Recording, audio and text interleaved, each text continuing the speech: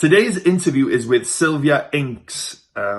Sylvia talks about how she works with business owners and entrepreneurs in improving their finances. So talks about all kinds of ways that you can improve your finances, and who doesn't want to get better at their finances? I know I did. This is another one where I learned a lot. So you want to stick around to the end and enjoy all of this one and take in all the lessons that she teaches. As always, like and subscribe on Wrestling with Real Estate, the YouTube channel. Go to the WWRE Podcast and give me a 5-star rating and write me a review if you think it's worthy. Hopefully it is. And I'm looking to speak to as many of you as possible. If you're interested in real estate and you're just getting started, or you're in real estate and you're experienced and you want to talk about real estate, I'm your guy. I love talking about real estate all day, every day. So there's going to be a link in the description down below, or go to the wrestlingwithrealestate.com website and sign up there. There's going to be a link there. But before that, learn how to be better with your money with Sylvia Inks.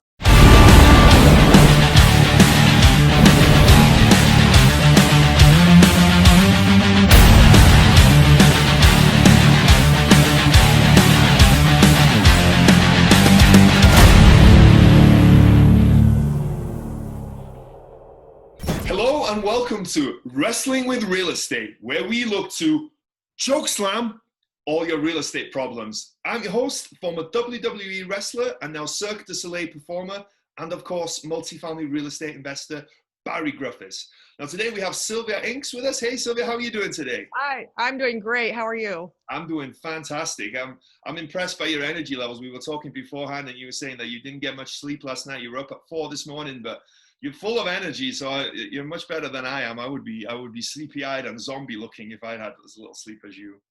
I think I'll be crashing after the interview, but I'm super pumped to be here today. So thank you. Thank you. So before we dive into the conversation today, do you want to give us a little bit about your background and kind of what you're up to right now? Yeah. So again, my name is Sylvia Inks. I am the founder of SMI Financial Coaching. So I coach coaches, consultants, entrepreneurs, anybody in the service-based business industry, how to save time, make more money, and just become profitable, like how to diversify your income streams so that you can minimize risk and make more money. Very cool. Well, we'll dive into that in a little bit, but, talk us a little bit about you, your background, where you went to school, maybe how you ended up in the field that you are, tell us a little bit about Sylvia. I'm always interested in the person behind. Okay, sure. So I grew up in Cary, rural suburbs outside of Raleigh, North Carolina. So grew up here, the firstborn of immigrants. So my father came to the U.S. not knowing a lick of English. He basically said he had to carry a dictionary everywhere he went to translate what everybody was saying. So he came here not knowing any English. All the way to studying and becoming a pharmacist and graduating from UNC Chapel Hill, which has a very good pharmacy program. So my dad was a pharmacist by day, and then he owned restaurants. He actually opened 3 Chinese restaurants back in the 80s here in North Carolina, so I saw the best of both worlds. Like I saw the steady 9 to 5 or, hospital shift hours, but steady employee, income. And then I also saw the other flip side of entrepreneurship and saw, wow, this cash flow is paying for fun things. My parents were very clear that the money from the restaurants enabled us to, take family vacations every year. It paid for my college education. It paid for my study abroad trip. It paid for, just all these things. So I saw the benefits of entrepreneurship. But I graduated from UNC as well. So both my parents graduated from UNC Chapel Hill. I had a business degree as well as an IT minor. Information systems minor. So I went straight into consulting. I went into one of the big 5 consulting companies, was a financial consultant, systems expert, helping big banks really transform their businesses and make more money, build, these big software systems to save money and grow products. And long story short, I was in corporate America for 10 years, and I was doing was working in corporate America, but I felt there was still something else that I was meant to do. I was I'm helping these companies move the needle, move their stock prices. One time I actually was told that the reason why we were all killing ourselves for our project deadline was because they wanted to bump up their stock 25 cents a share. And I was like, I'm working 80 hours a week, working 7 days a week for the last 4 months. So the stock price can go up by 25 cents. Like I was like, I'm done. I'm like, peace out. I'm literally sacrificing sleep and health so this big corporate company can like move the needle by 25 cents. Right. So like, I just felt like there was some disconnect with like how I was giving back in the world. I was like, there's got to be a better way for me to use my time and my expertise to help and make a bigger impact. I've always loved finances. Like my parents, gosh, it's funny. My parents love talking about money, like all the time. Like we talked about the dinner table, in the car, and on the way to school, in the mall. Like my mom would like quiz me, hey, that's 25% off for this. Like calculate that. Like, and she'd be like, boom, tell it. Like it had to be like fast, like mental math, right? So I grew up in a family that talked about money all the time. So for me, like money was easy. Like it was not a taboo subject. However, I started seeing around me, like, all these people, all my colleagues, we were all making six figures, but I'm like, what do you mean you have debt? I was like, you're making six figures. Like, I don't understand. And I found out it was because they didn't come from a background that talked about money. It wasn't okay. They didn't know good money, like management and practices. And so I started seeing a common theme. I was like, okay, well, I need to figure out maybe that's who I help. How do I help the people who, can have a better life, have better marriages, and be able to provide for their families because I can help them with the finances. So that's how I jumped in. I left corporate America to raise my kids. Like wanted to start a family. So I'm like, well, does it help? Both my husband and I were traveling 100% at the time. So I'm like, well, we can't start a family if two of us are both traveling 100%. So I'm like, one of us has to get off the road. So I got off the road. I just started telling people, I'm like, hey, I want to start a financial coaching business. I started telling people what I did. And that's how I got my first client. They were like, hey, we make six figures, but we don't understand. We're like in debt. We've got a lawyer background. We've got all this, high education background, but we're in debt. We're like, we don't understand money management. So that's how I got into personal financial coaching. So I got into personal finances at first, but what I really, really found was my niche was helping small business owners. I kept seeing small business owners who were, I guess, at risk for having to shut down their businesses, not because they didn't have a great product or service or weren't super smart, like in their expertise or in their field. It was just because of poor money management. And I was like, well, what can I do to help save business owners and allow them to continue in the business, in their small business and not have to, go back to getting a real job, going back to, 9 to 5. So that was my calling. Like for me, I saw that because my father had those three Chinese restaurants. He did end up having to shut it down. It was very, very successful. And then unfortunately, he didn't keep up with the competition and he did end up shutting it down. And so for me, I was like, okay, how do I help other small business owners who have a fantastic product? They've got great service, but how do I make sure that they don't fall into the same trap of, not keeping up with the competition, not diversifying their risk and not making poor money, financial decisions that end up costing them to shut down their business. So that's my why. That's my background. That's a really cool story. There's so much cool stuff in there. That was awesome. Thank you for sharing. I really enjoyed that. Yeah. That sounds like an amazing one. I'm sure your mum too, that both amazing people, I'm sure, to kind of come here and then to end up to being a pharmacist and run three businesses, right? You think one or the other would be a success by itself, but to do both is just unbelievable. And I'm sure that's a testament to your dad's character and his work ethic. And I also love that you guys, like money, I don't get it, to be honest, now, especially now that I'm more in, with real estate and I'm paying attention to my finances, that why is money such a taboo subject? I don't know why, right? Is it because people, what's the saying that people quote of it? Money is the root of all evil. But apparently that quote is wrong, right? The money is the root of all evil if you, above all else. So money above all else. Right. Sorry, I'm completely messing that, but yeah. So I get the point. It's like the greed of money is evil if you do it at all expense to where it's not helpful. It's like you're not giving back in a way that's helpful to other people. So yeah, but what you know better than me. What do you think it is? Why is it such a taboo subject? You think? I mean, you don't talk about money, right? That's kind of right. It's like people don't want to talk about it. I mean, again, to your point, like some people grew up in families that didn't talk about money. It's super taboo. It's considered rude. For me, I just think a lot of it's just unknown, right? Like money management is nobody's born being great at money. Like you have to be taught it.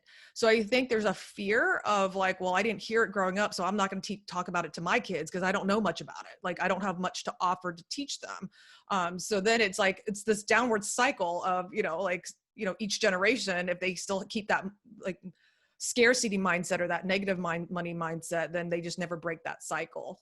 So they have, in order to break that, you just have to be willing to be like, hey, I'm great at what I do. I'm really smart at XYZ subject, but like, I don't know money. Like talk to me about money. Right. Like, I think it's just, but I think it's scary. I think it's scary for people in general to admit that they're not comfortable or like they don't understand a topic very well. So I think that's why it doesn't get talked about.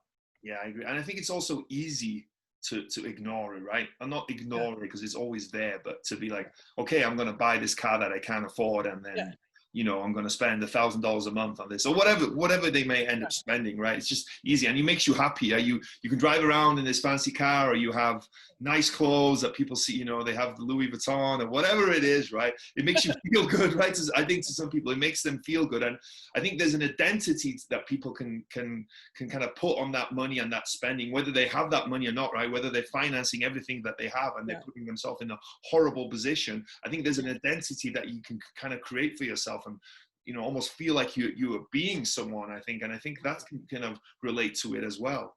Yeah, I mean, that's the whole like keeping up with the Joneses, right? It's like I had a colleague once tell me she came from a very, very poor background, like very, very poor, but she's like, I don't know, have you heard the term FIRE? Like, so she's all fired, like she's, completely financially independent, but she came from such a poor background, like, trailer home, like didn't have money, like for groceries. She had to like work as a young kid to scrape, like beg neighbors to give her odd jobs to help her family put food on the table. Right. And the thing that she told me, which I never thought about, she said it was almost when she started becoming successful and started making her own money that she fell into the trap of like, let me go buy things so I can prove to people that I'm now successful. And so she said she did get in the mindset of buying the Gucci's, buying all these things to physically show people, and almost like as a way of like a self-esteem booster, being like, hey, like, look at me. I do have the fancy car now. I have the fancy purse. Like I'm just as good as all of you. And I think she said she quickly started realizing that she fell into that trap. So she kind of had to like reel that back in. But yeah, there's a little bit of that, right? Like when people come from a background that they either didn't have money, money was a negative subject or stressful subject in their household growing up. It's almost like when they do get some money, it's almost like they use it as a way to visually show people like, hey, I've made it too. Like, look at me. Yeah, I think that's really interesting, and something I thought about before, but you hammered it home there, is that I think there's more to it, the financial aspect of stuff, than just you're uneducated about finances, which a lot of people are, no doubt. But I think there's also like a mindset thing attached to it as well, right? There's a mentality behind it. People spend money or they act a certain way, not just because they're poorly educated, but because of whatever situation they've been in their life, their life growing up. And I think that's interesting for people to maybe understand, once maybe they do pay attention, okay, I'm spending too much money, I'm doing this. If they understand a little bit about who they are as a person, that might explain some decisions that they make as well. Absolutely. Very interesting, very interesting. Well, maybe talk a little bit, I know I do, and I'm sure most people listening, they want to get better at their financing, right? They want finances. They want to create more time, create more freedom for themselves, and, spend their money on the things that they want. What are, we talked about this before we got on the call, but what are some of the mistakes that you see people making over and over? You've even written a book. What is your book called before actually you mention it? So that so my book, Small Business, I can't even see it. Small Business Finance for the Busy Entrepreneur. Right. So blueprint for building a solid, profitable business. One thing that I see, just entrepreneurs in general, I'll focus the conversation on entrepreneurship, is that when they start their business, they commingle their money. They put their personal and business all in one pot. And they're just like, oh, I'm not, maybe it's a side hustle. They're like, oh, I'm just starting out, so let me just put everything in one pie. So number one, that's almost like a limiting mindset itself. It's like, oh, you're not even sure if the business is going to succeed. So you didn't like create a separate LLC identity for the business, right? It's like you need to create a separate entity, treat the business like it's a true company. You're the CEO of the company. Make sure there's money in your personal life that's in your personal checking account. But then on the other side, make sure there's a business checking account for the business money. Because otherwise you find, I've actually seen a lot of real estate of clients and audience participants that have mentioned that they've commingled their money. They're like, oh, I just used a personal credit card, used it for all my personal business transactions. And one person told me that every December, her husband literally printed out 12 months worth of credit card transactions and handed her a highlighter and said, go highlight every single transaction that was a business transaction. And she was like, she didn't remember, like, I don't even remember what I did last week, right? Like, I'm like, let alone go through 12 months of transactions highlighting like which one was personal versus business. So the mistake number one I see many entrepreneurs make is not having that separate business account. So and they end up commingling the money. That's the biggest one I see. And that's for more for tracking purposes, for IRS purposes too. Okay. So yes, tracking purposes. So number one, making sure, again, by keeping the money separate and having a separate personal versus business checking account, you can make sure that the business isn't spending, you're not taking more money out of the checking account from the business or for the business than the business brought in. Right. I had one business owner tell me, she was like, oh, I kept everything in the same pot. And she was like, I was mortified when I realized I spent the family's vacation money. She was like, I thought the business was making, a certain amount of money. So she was like, oh, when this opportunity to go to a conference or a training came up, she was like, boom, I just bought it because I saw the money sitting in the checking account, in the joint family checking account. Oops, no, that was actually money that was supposed to be used for a family vacation plus the kids' sports activities. Right. So then she felt super guilty. And that's when she was like, okay, yeah, I have to treat this like a real business. I got to put it in a separate checking account. Right. So it's like tracking purposes, but then also making sure you don't endanger your personal finances, right? Like your personal life and finances. And then 3, IRS. You want to make sure that you're not commingling, because then that gets into like it could trigger an IRS audit. And if you do, it gets messy. Then you're going to have to start, basically proving those transactions. And if you can't, then you end up having to back out those deductions. You end up having to pay, penalty fees, interest fees, et cetera. So there's definitely an IRS implication too.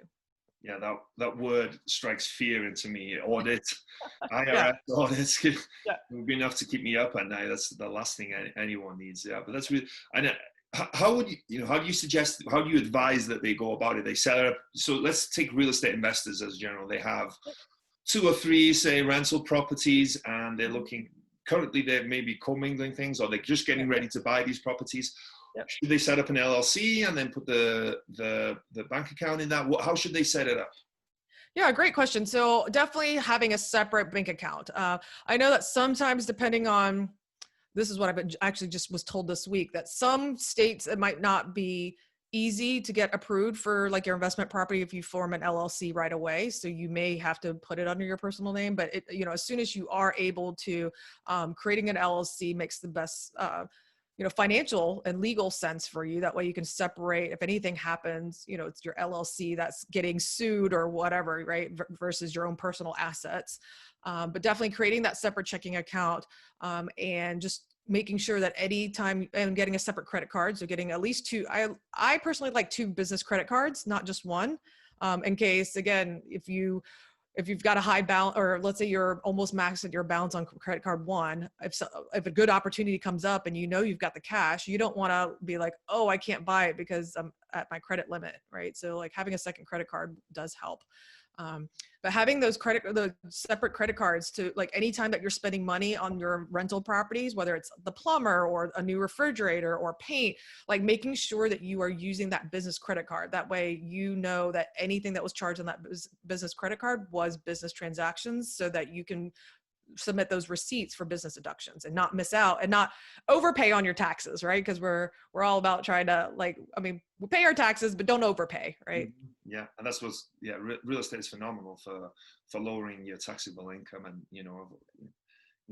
having less in taxes, to pay in taxes. The good thing about using the credit card there as well, people might be scared of using credit card, because that's another thing I think that's misunderstood, is the use of credit cards, right? If you use your credit card to buy stuff that you can't afford and that that you shouldn't be buying, okay, yes, credit card can be bad, and if you don't have the money to pay it off. But if you use credit card in the right way, if people love traveling, for example, like myself, I know you can gain a ton of points, and that you can pay for your flights, can pay for hotels, can pay for all kinds of stuff. So that's something else for people to consider. Not only just great point, right? Like the rewards, like same thing yesterday. I just invested like 12 grand into a coaching program. And I was like, sweet, I get those Chase points, right? It's like 1.5 cash back. I was like, no brainer, right? But then actually I didn't realize I was close to my max actually. So like, I guess my balance hadn't been automatically paid yet. So I was like, I had to call Chase. I was like, hey, like up my credit card limit. Like I've already got the balance that it's about, that's about to pay for the balance that's due. But I'm like, I need to invest in this program. It's like a one-time offer that I need to do like today. Otherwise the offer goes away. And so Chase was like, oh, sorry, we can't. It's Sunday. It's like after hours. We got to wait till tomorrow. I was like, no, you don't understand. Like I don't get this opportunity if I wait till tomorrow. And they're like, sorry, we can't do anything. I was like, okay, well, you missed out on an opportunity. And I took my gold Amex and paid for the program. I was like, Amex is now getting the transaction fees, right? Like they get the money. So anyways, that's my most recent example of why you need two credit cards. Don't miss out on an opportunity, because it was a fantastic coaching program that I just bought into that I know I'll get the huge ROI from it. But it was like, I almost didn't get to do it because I was like already at my maximum credit limit for Chase. So anyways, long story short. So not just the credit card rewards, but the biggest thing that most people don't realize is if you use your debit card, a lot of places will do those big holds, like deposit holds on debit cards, like gas stations, like hotels, rental cars. So if you end up doing that, like you do run the risk of basically like, bouncing your account, right? Like having insufficient funds, because if they end up like, let's say a hotel, they take like a one night deposit, it could be that's the one thing that puts your account over the edge, like basically. So you want to make sure that you do have a credit card available, so that you're not hitting straight to your checking account. Yeah.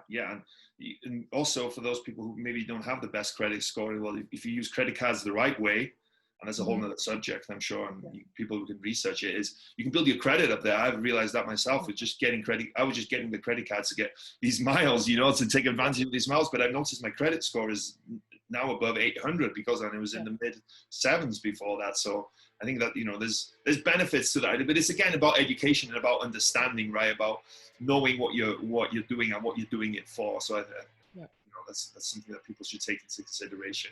What are some other lessons that you see and some mistakes that you see, lessons that people can learn, mistakes that people make? Yeah, I mean, just educating yourself on just the business deductions that you're allowed to take, right? Like, if you're an LLC business owner, just Google the IRS Schedule C form. Like you literally will tell you all the categories that your CPA would be allowed to put money in that says that you deduct money from. I think that's the one thing, again, that comes to the education. Some people don't that have worked with me. They're like, oh, I didn't know that I could deduct XYZ. And they're like, my CPA didn't tell me that. I'm like, well, the internet's there. Like you could just Google like this, Schedule C form. You can see exactly what you're allowed to deduct. Like education, especially. I think that's one thing that a lot of entrepreneurs don't realize. Like anytime that you're investing in knowledge for yourself to grow your business, whether that's, a book or online course or a coaching program, that's all money that's helping you, that you're investing that money to help you grow the business. That's a business deduction. It's a business expense. So I see a lot of people that miss out on that category. Yeah. Very interesting. Yeah. And I think also, again, a misunderstanding. I think people feel like if they're using the taxes, they're almost cheating the system, right? But what I heard a long time ago is that the IRS will tell you what they want you to do, how they want you to invest, what kind of stuff they want you to do, because they want to incentivize certain behaviors, right? Like real estate. They like people to invest in real estate because they're not in the business of providing housing. So they provide great benefits for that. So if you follow the tax code, you're actually doing what they want you to do and you're benefiting from it. So I think, I've spoken to people like, oh, I don't know if I should do that. It's like, I don't know is avoiding taxes wrong? Because we all want to pay less in taxes, really, right? Because we're doing this for that freedom or for that financial gain, for whatever it is, build a certain life for themselves. So I think that's another misunderstanding that I hear quite often. Very, very true. Yes. And then I was thinking another mistake I see is that a lot of people, they start signing up for subscription, right? Like it's easy to be like, oh yeah, I need this tool, or oh yeah, I need this, but they don't write it down anywhere. So then all of a sudden it's like, especially for the yearly dues, like the yearly subscriptions, like, cause a lot of them, they'll say like, oh, you get 20% off if you pay all up front. right? So then you're like, oh, that sounds great. And then you sign up. And then, but the thing is, if you don't have a system to evaluate, like, and make sure you're keeping track of what tools or what recurring expenses you signed up for, then number one, like maybe you're paying for things that you don't need. Like maybe 5 years from now in the business, you don't need that one tool that you started out with, right? Like, or maybe you forgot about why you signed up for something. I actually did have that happen. I had a real estate client who, when we were working on their budget, they looked at it. It was a wife and husband team, and they looked at it and they're like, one person said, "Well, what's this thing for?" And the other else was like, "I don't know."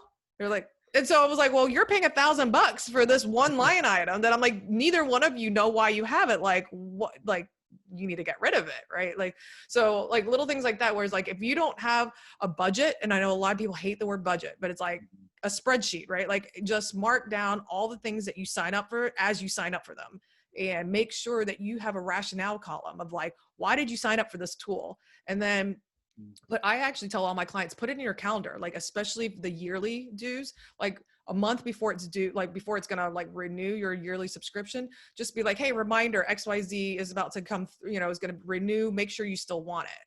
And just as like a administrative reminder task to yourself, right? Because like you may be like, oh, a year from now, oh, I didn't really use that thing. Like, oh, I don't want to sign up and pay another $500 for it if I didn't use it. So again, like little tips like that, like definitely creating a budget and then making sure that you have in your calendar dates to review when the bills are going to be renewed. That's brilliant. And I was laughing during that because I'm guilty of that. My wife will be going through the thing. I'll be like, what is this $15 for? What is that for? And at the time you think, oh yeah, I need this $15 for this. And I'm going to use it. But then you might not, or you use it for 2 months and then you stop using it, but it's a recurring bill, like you said. And you don't think, okay, $15 a month, not the end of the world, or $10. But if you have 5 or 6 of those, it adds up over the course of a year. So it's funny that you say, but that's great advice. To put in your calendar a month before it renews, so that you can, you need to remind. We can't remember everything, right? There's so much stuff going through our brain, especially as business owners and entrepreneurs. There's so much stuff on a daily basis that you can't be expected to remember everything. That's the great thing though about technology. Now there's all kinds of reminders that you can set for yourself.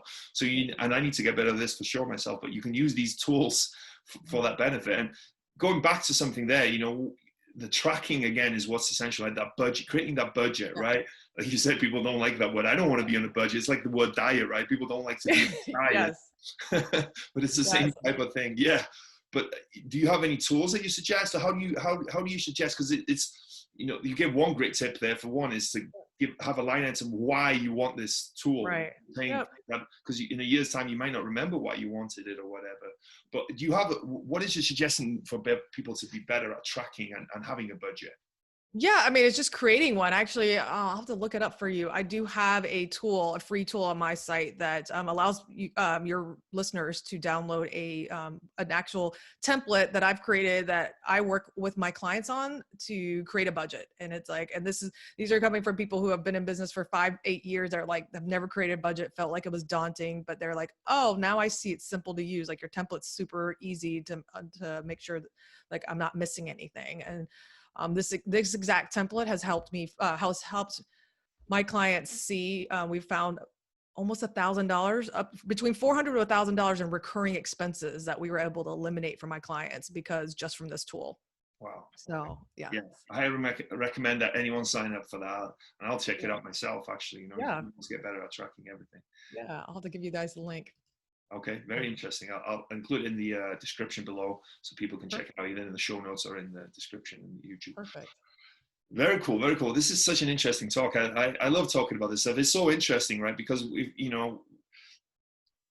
I don't know if you're like me, it's not the actual money itself, it's what it creates for me that I'm interested in, right? In creating that life that you want for yourself. It's not like having $1 million in the bank or whatever, is buying all this expensive stuff. And it can be for some people if they want, but it's that freedom and that life that you can create for yourself. So I'm always interested in money, and you almost have to feel guilty for being interested in money, but I don't know why, right? Because it's not about that. It's about the life that we can create for ourselves.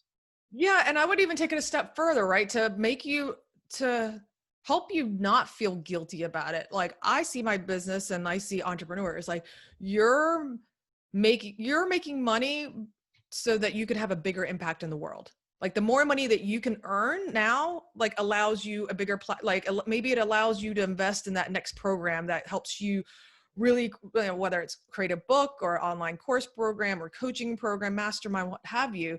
But it's like having more money allows you to have a bigger reach. And so I actually think that it's more about like, if you figure out your why of like how what you're doing is going to help others, I think that actually will help you not feel guilty about making money. Yeah, very interesting, very interesting. You mentioned earlier about the FIRE movement, right? For those people that don't know, what is the FIRE movement, or being fired? Yes, gosh, it's so funny. Since I've been in the financial world for a while now, so FIRE is like the Financial Independence Retire Early, so FIRE, and it's like the whole mindset of like, it's almost like breaking that old mindset of like, oh, you gotta like when you graduated, you study hard, get good grades, go to a good college. After good college, you get like go into corporate America, work really, really long until you're 65, and then you could retire, and then you could live life. And so a lot of my colleagues in the FIRE movement, it's like, no, like let's break the mold, figure out a way to cut the fat and things like of expenses that you don't enjoy or don't love, like, and spend money where you do enjoy, and then be able to like, again, invest money wisely, save money, and be able to retire earlier than 65. Like it was almost like we were given this automatic script of like, hey, don't buck the trend. Like it's okay for you not to, save a lot of money because you're going to have to work till 65 anyways. And so I think the FIRE movement was fantastic for just being like, hey, like, you don't have to work till you're 65. Like you don't have to wait till you're 65 to then travel like the world. It's like, you can do that along the way, or you can, sacrifice and, eat, like, no, don't eat out, don't buy fancy clothes, don't do all these things up front. But then, I have a lot of my colleagues, they've retired at 35, 40, and like, they're living the life now, right? Like they've got kids, they can travel, they can do whatever they need to. And so it really just the FIRE movement, again, it was just all about like, really evaluating how you're spending money. Are you spending money in areas that really make you happy? If so, great. But if you're spending money on dining out all the time, but it doesn't bring you joy, but really, but you're spending, let's say maybe a lot of people are spending at least $1,000 a month just eating out. But if you're like, oh gosh, I really wished I could have taken my kids to Disney World. We never have money, right? I want to create that special memory, but we never have the money. It's like, well, no, but if you stopped eating out, you would have enough money saved, in 6 months from now, you would have enough money to take your kids and go on a nice vacation. Right. So it's just about the shifting and really figuring out what your priorities are. Yeah, that's really interesting. Yeah, understanding what's important to you, right? What, even though you might enjoy this meal right now, or you might enjoy this coffee. I hate to say coffee because it's such a small item, but it can add up, right? You drink an expensive Starbucks coffee every day for the next 6 months, or you save that money and you go take your kids to Disney World, like you said, right? And that's an experience, right? Yeah. Experience over things, I think, is a saying that in that movement. You want to experience things rather than have things. And I think a lot of us appreciate that a lot. With what you're doing with your financial services, do you advise people on what to invest, or is it more in terms of organizing their finances? Yes. So I'm not a financial advisor, so I do not tell people what to invest, like in the stock markets, like I don't tell any of that. But what I do focus on is just helping entrepreneurs figure out where they're safe, where they can cut and save money, right? So where they can save money, how that way they can make more money so they can have a profitable business. How to get organized, to your point. Yeah, I mean, it is organization in the sense of systems. How do you automate things so that you can spend less than 30 minutes a week on finances and spend the rest of the time working on your business, right? Working on things that you do love, getting in front of clients, prospects, what have you. So really using systems to your advantage. Because I mean, like you said, there's so many tools out there. Sometimes people look at the price tag and are like, oh, I don't want to pay $20 a month for this tool. I'm like, yeah, but if it saves you 5 hours a month and you can use that 5 hours to close a deal that makes you 10,000, like that $20 a month tool, like is worth it. Right. So it's like using tools where it makes sense. And then the thing that I really, really focus on in my business, which has really come to light especially during the pandemic, is just diversifying your income as an entrepreneur, not relying on just one source, because, don't put your eggs all in one basket, essentially. Right. I have one client who's a speaker. All right. So she made six figures, was making good money. I was like, yeah, but 90% of your income is coming from you standing on a stage. You physically are using your hours, even though you're making great money. I'm like, let's work on some passive income streams. Let's work on affiliate marketing. Let's work on your course. Like, let's figure out why, all these other things that you can have on the background so that, if something were to happen, or let's say you want to scale back and not do as much travel, you've got these other income streams that can still generate money. So I'm a big believer in diversifying the income. In my own business, I have at least 7 income streams for my business. And that's what I teach my clients.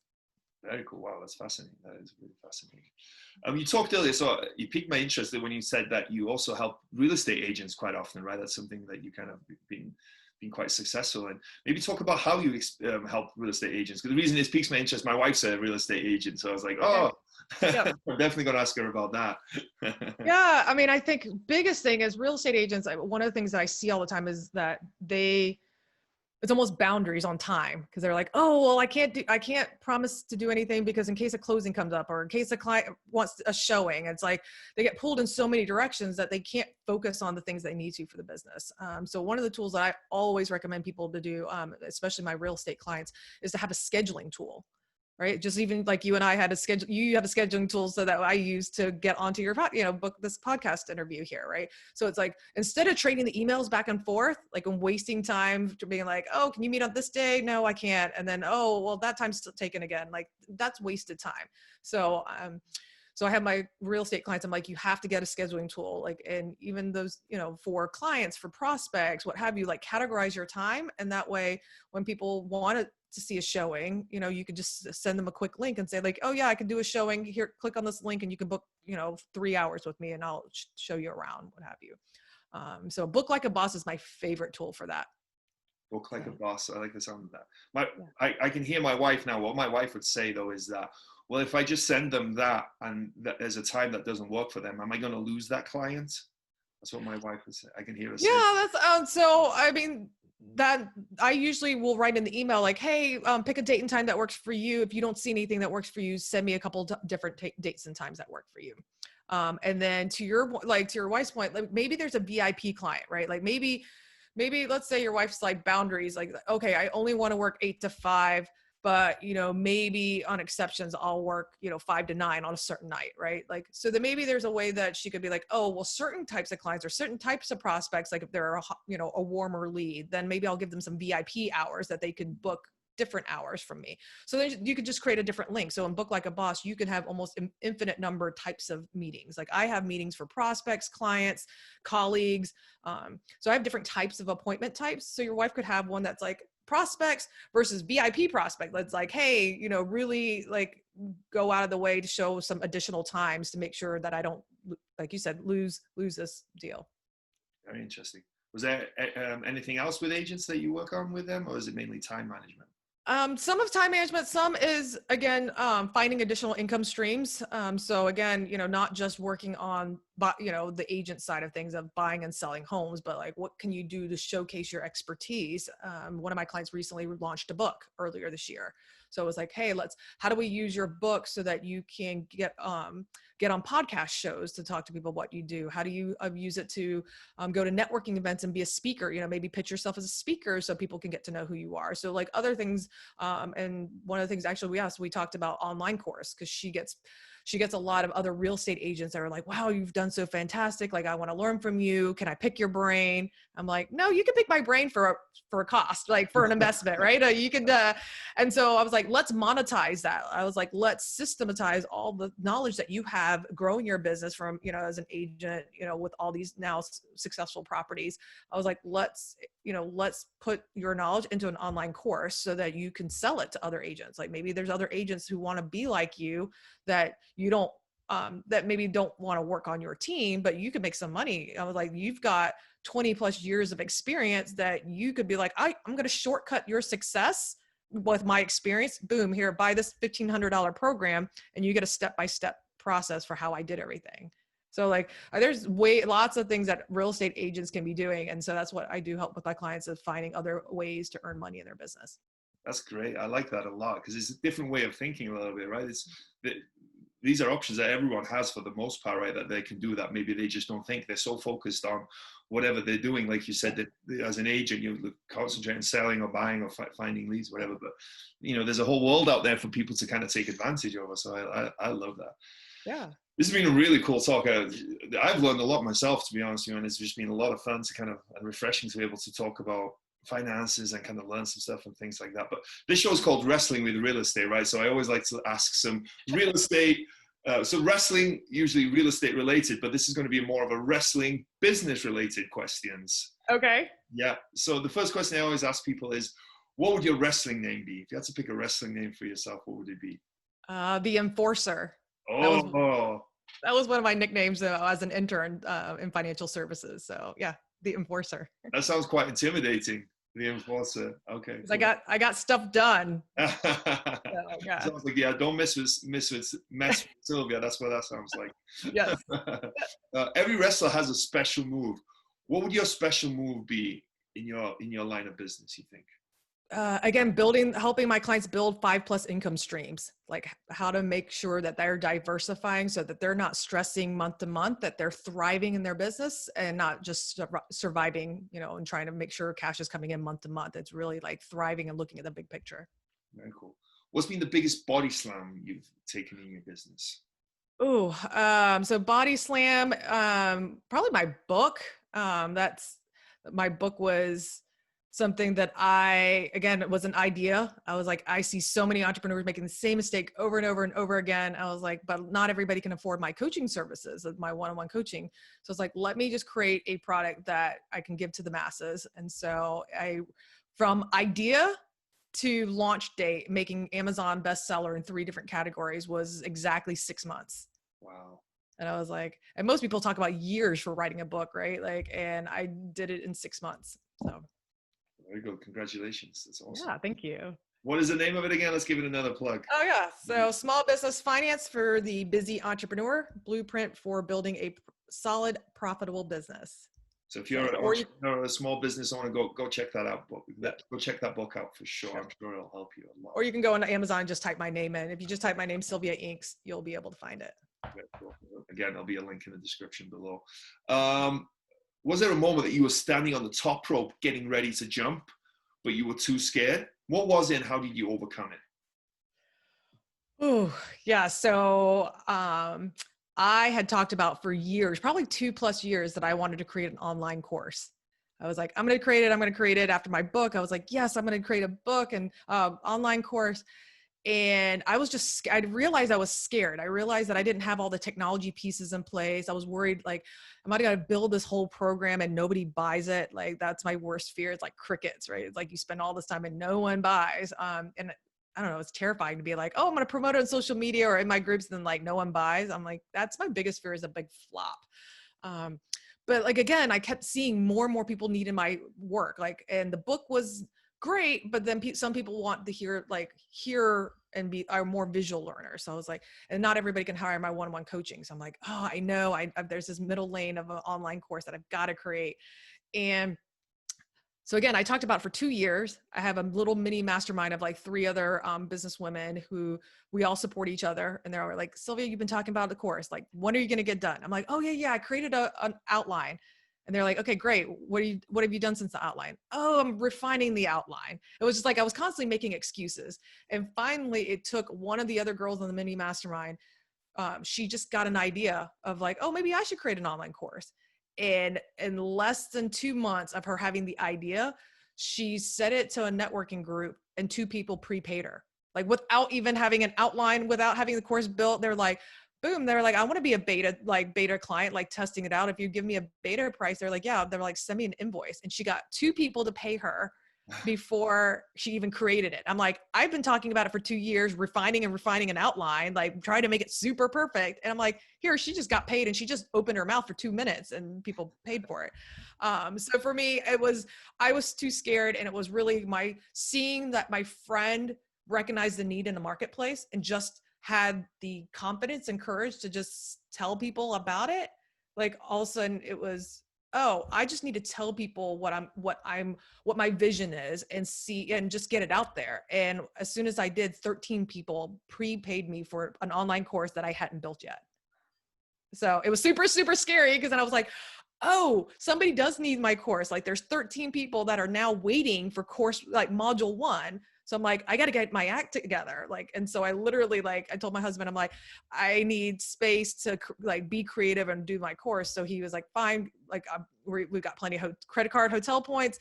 So he's like, I'll book you a hotel down the street. You can spend 3 days all to yourself and create your course, which I did. So.